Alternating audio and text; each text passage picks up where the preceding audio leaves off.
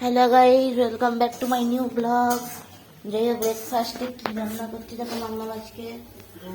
পেঁয়াজ ভাজা হলো, এবার আদা রসুন বাটা চলে যাবে।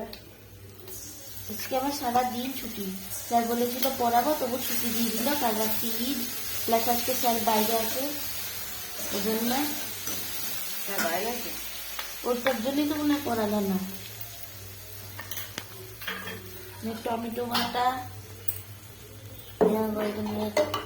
লঙ্কা তাড়াতাড়ির জন্য মিক্সিতে করছি, আর না তুমি হাতেই বাটি লঙ্কা আদা রসুন সব চলে গেল।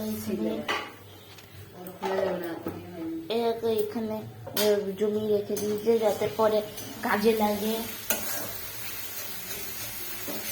মেখে নিলে তো এখানে রয়েছে মটরের আলু সিদ্ধ, নেই তো যাই হোক, subscribe my channel blogs and food dish Riju. Bye by.